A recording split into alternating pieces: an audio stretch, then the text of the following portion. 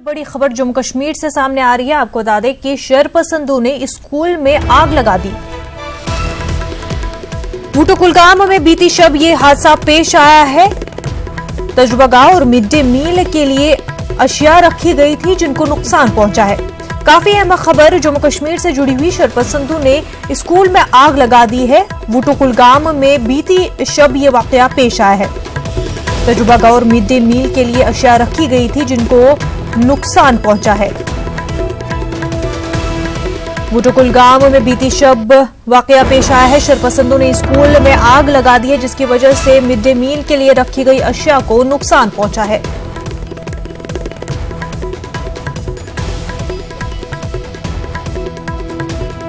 हमारे साथ हमारे नुमाइंदे ज़हूर रिजवी इस वक्त जुड़ चुके हैं। ज़हूर, आपसे इस पूरे मामले को लेकर तफसीलात चाहेंगे।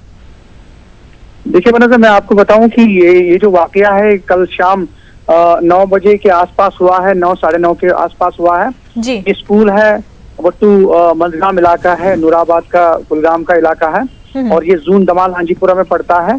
और ये जो हाई स्कूल है, इस हाई स्कूल में पुरस्कार तौर पे जो है आग लगी हुई थी और मकामी लोगों के मुताबिक जो आग है वो आनन फानन उसने एक इमारत को अपनी लपेट में ले लिया, जिसकी वजह से काफी नुकसान हुआ है।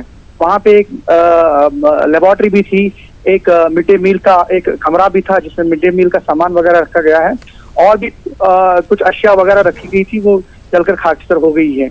कुल मिलाकर हम ये कहें आपसे कि जो ये आग की वारदात है ये उस वक्त रोनुमा हुई है जब इम्तिहानात भी नजदीक हैं और इस दौरान जो है इंतखाबात भी नजदीक है, बीडीसी इंतखाबात भी, और स्कूल खोलने की कोशिशें जो है वो जारी है, वो तेज कर रही है इंतजामिया। कुल मिलाकर इन तीनों चीजों को इसके साथ कनेक्ट किया जा सकता है।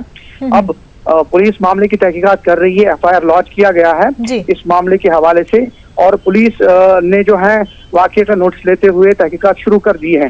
कुल मिलाकर ये वाकया उस वक्त सामने आया है जब हुकूमत भी चाहती है कि स्कूल खुल जाएं और साथ में इंतखाबात जो हैं कल मुनक्किद किए जा रहे हैं, बीडीसी इंतखाबात, और साथ में हम आपको बताएं कि इम्तिहानात जो हैं वो बोर्ड इम्तिहानात भी शुरू हो रहे हैं, मिडिल स्कूलों के मिडिल क्लासेस के इम्तिहानात भी शुरू हो रहे हैं। और ये वाकया जो है कल शाम को पेश आया। हालांकि आग को फैलने से रोका गया है, जो आग बुझाने का अमला है जी बिल्कुल। ज़हूर, आप बने रहिए हमारे साथ। एक मकामी अफराद क्या कुछ कहना है इस पूरे मामले को लेकर के, पहले वो सुन लेते हैं। मेरा नाम मोहम्मद अमीन शेख है, मैं यहाँ पे CPWO काम कर रहा हूँ। यहाँ पे आग लगी है, यहाँ पे लेबोरेटरी भी है और मिड डे मील्स भी है और ये एग्जामिनेशन जो भी है वो सब कुछ खत्म हो चुका है। बस यही पे आप देख लीजिए, यहाँ पे इलेक्ट्रिक करंट की वजह से वो तार देख लीजिए कितनी की दूर है। इधर यहाँ पे आग जो नमूदार हुई है उससे बहुत नुकसान हुआ है यहाँ पे हाई स्कूल को। काफी नुकसान हुआ है, मकामी अफराद का ऐसा कहना है। ज़हूर, आप अपनी बात मुकम्मल कर लें।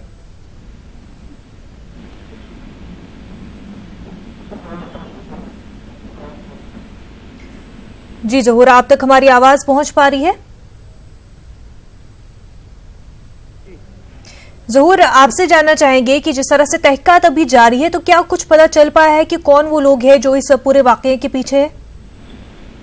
देखिए, मैंने आपको पहले भी बोला कि जनूबी कश्मीर का ये जो हिस्सा है, ये जिला है, ये काफी हसास है और मैंने हसासियत के हवाले से भी ये बताया आपको कि स्कूल खोलने की कोशिशें तेज हो रही थी और साथ में इम्तिहानात भी नजदीक है और बीडीसी इंतखाबात कल जो है मुनक्किद किए जाने वाले हैं। और क्योंकि पुलिस इस मामले का पता लगा रही है कि कौन अफराद मुलव्वस हो सकते हैं या फिर आग लगने की वजूहात जो है कुछ और भी हो सकती हैं। कुल मिलाकर अभी पुलिस तहकीकात कर रही है, मामले के हवाले से एफआईआर भी दर्ज की गई है और हमने खुद देखा कि हमने जायजा लिया यहाँ इलाके का स्कूल का और हमने देखा वहाँ फौज भी अभी पहुंची हुई थी, कल शाम को ही पहुंची हुई थी, सिक्योरिटी फोर्सेस भी वहाँ पे काफी तादाद में हमने देखी, पुलिस देखी हमने।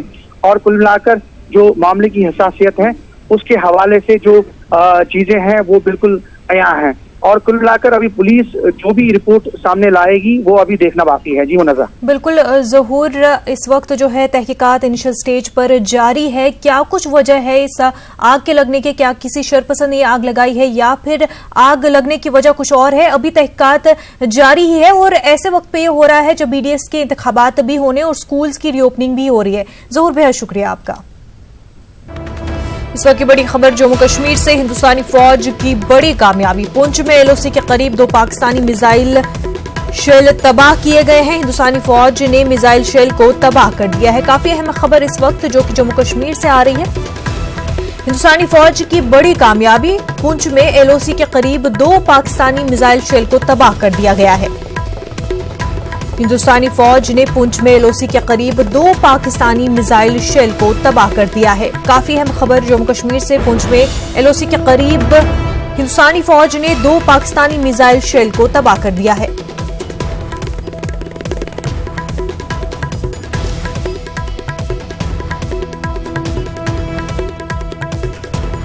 आपको बता दें कि हिंदुस्तानी फौज ने पुंछ में एलओसी के करीब 2 पाकिस्तानी मिसाइल शेल को तबाह कर दिया है।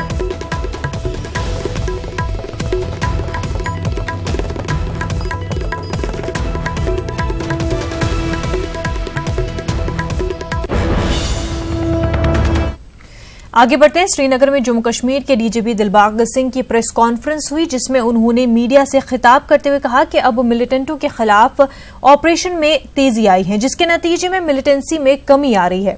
दिलबाग सिंह ने जानकारी देते हुए कहा कि गुज़िश्ता रोज हुए एनकाउंटर में 3 मकामी मिलिटेंट मारे गए। मिलिटेंटों का ताल्लुक अंसार गज़वतुल हिंद से है। एनकाउंटर में अंसार गज़वतुल हिंद का कमांडर हमीद ललहारी मारा गया। ऑपरेशन पहले जो अनंतनाग में हुआ जिसमें 3 मिलिटेंट मारे गए थे, उसके बाद कल का ऑपरेशन जो तराल में हुआ, राजपुरा गांव में तराल में, जिसमें 3 मिलिटेंट मारे गए। शुरू में इतला थी कि एक लोकल तो पहचान लिया था, दूसरे 2 पाकिस्तानी या फॉरेन टेररिस्ट होने की इतला थी, मगर देर रात को बाकी 2 की भी पहचान हो गई। ये 3 के 3 लोकल मिलिटेंट हैं और 3 के 3 ही अंसार गज़वतुल हिंद के साथ वाबस्ता हैं। आपको याद होगा जब जाकिर मूसा मारा गया था, उसके बाद इस ग्रुप की कमांड जो है वो हमीद ललिहारी को दी गई थी। हमीद ललिहारी तब से लेकर के इस ग्रुप को चला रहा था और काफी लोगों को उसने मोटिवेट किया, जबकि उस वक्त ये ग्रुप खत्म ही हो गया था। उसके बाद इसने मोटिवेट करके 2 और लोग हैं जिनको मिलिटेंट्स की सफ़ों में शामिल किया, खासतौर पे अपने ग्रुप के अंदर शामिल किया, जिसमें नवीद और जुनेद शामिल हैं। ये तीनों के तीनों मिलिटेंट अवंतीपुरा पुलवामा बेल्ट के रहने वाले हैं और तीनों के तीनों जैश के साथ आजकल कोऑर्डिनेशन में काम कर रहे थे, क्योंकि जैश मोहम्मद धीरे धीरे लश्कर के साथ, हिजब के साथ, इस सब के साथ अपना राब्ता जोड़ रही है। और उनकी ये कोशिश है कि जितनी अफरा तफरी, जितनी कत्ल गारत, जितनी वायलेंस जहां पर बढ़ाई जा सके, पाकिस्तान की एजेंसियों के इशारे पर उसको बढ़ावा दें। जो कमी आई है इस वक्त मिलिटेंसी में, ये पाकिस्तान को काफ़ी परेशान कर रही है। इसीलिए पाकिस्तान की तरफ से बेहद कोशिशें हो रही हैं कि रोज़ और रोज़ मिलिटेंट्स के जहां पर पुशिंग करें और इनकी तादाद बढ़ाएं।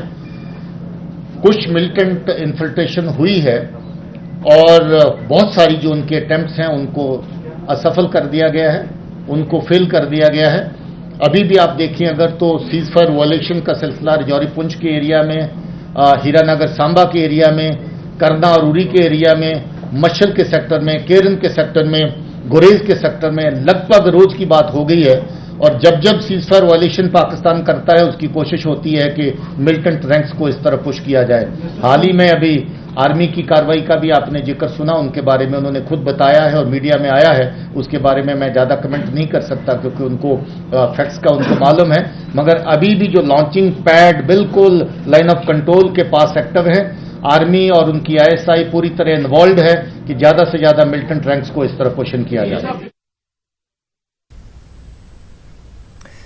श्रीनगर से हमारे नुमाइंदे सनम तसद्दुक हमारे साथ जुड़े हुए। सनम, आपसे जानना चाहेंगे अवंतीपुरा एनकाउंटर को लेकर के डीजीपी दिलबाग सिंह ने प्रेस कॉन्फ्रेंस की, क्या कुछ तफसीलात दी गई?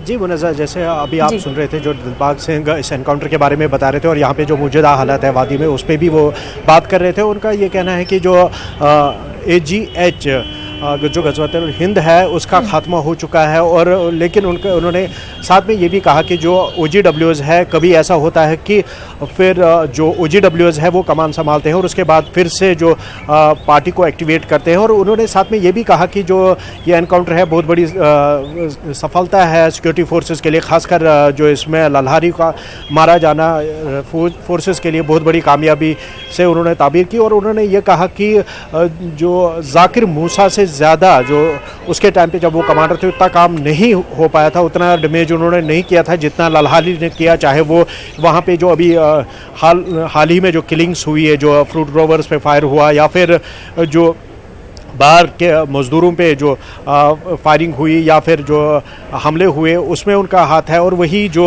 2 गुजर भाई जो त्राल के एरिया में मारे गए, उसमें भी इनका ये कहना है कि उसमें भी इनकी साजिश है। हालांकि यासिर बताया जा रहा है कि यासिर नाम का मिलिटेंट है जिन्होंने वो एग्जीक्यूशन किया है, जो इनके क्लोज कांटेक्ट में। और उन्होंने साथ में ये कहा कि अभी जो जैश ए मोहम्मद है, जैश ए मोहम्मद लश्कर तैयबा AGH साथ में काम कर रहे हैं। और यहाँ पे इनका कोशिश यही है कि यहाँ पे जो अभी हालात है, इन हालात के बीच कुछ ऐसा बड़ा वारदात अंजाम दे ताकि वो फिर अपना प्रेजेंस फेल्ट कराए, जिसके लिए उस पार से जो इन्फिल्ट्रेशन की कोशिश है वो भी जारी है। और साथ में उन्होंने ये कहा कि जो पुलवामा जैसा अटैक है वो भी हो सकता है। और उन्होंने ये कहा लेकिन उसके लिए जो सिक्योरिटी फोर्सेस है पूरी तरह से तैयार है। और उन्होंने ये कहा कि जो पाक प्राइम मिनिस्टर है उन्होंने वहाँ से भी जो कहा कि इस तरह के जो पुलवामा में अटैक हुआ था, फिदायन अटैक हुआ था, उस तरह का अटैक हो सकता है। और उसके बाद जो यहाँ पे उनके ऑपरेटिव्स है, जो यहाँ पे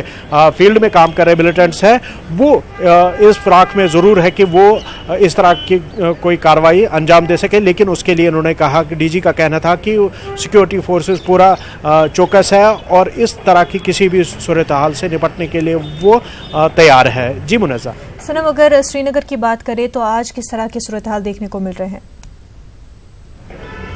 जी मुनज़्ज़ा, अगर हम बात करें तो यहाँ पे जैसे आप देख रहे थे कि पिछले 1 महीने से जो मार्केट्स खुलने का सिलसिला सुबह के औकात में रहता था, लेकिन अभी जो सर्दियाँ आई हैं अब यह औकात थोड़ा बढ़ के 11 साढ़े 11 तक मार्केट्स खुले हो रहे हैं। और अभी अगर हम बात करें जो श्रीनगर के main business hub Lal Chowk की बात करें तो वहाँ पे कई जगहों पे जो ट्रैफिक जैम अभी भी लगा हुआ है और वहाँ पे निजी गाड़ियाँ देखी जा रही है। और वहीं अगर हम पब्लिक ट्रांसपोर्ट की बात करें तो पब्लिक ट्रांसपोर्ट में जो इंटर डिस्ट्रिक्ट सोमो सर्विस है वो जारी है। और वहीं स्टेट रोड ट्रांसपोर्ट कॉरपोरेशन की जो बसेस है वो हालांकि बड़ी बसेस को उन्होंने कल तक पंप इन किया था, लेकिन आज हमने देखा कि कुछ जो बैटरी ऑपरेटेड जो हाल ही में प्रोक्योर की गई थी गाड़ियां, उनको भी रोड पे उतारा गया है ताकि जो पैसेंजर्स है, जो मुसाफिरीन है, उनको दुश्वारियों का सामना ना करना पड़े। जी मुनज़्ज़ा। बिल्कुल सनम, बेहद शुक्रिया आपका।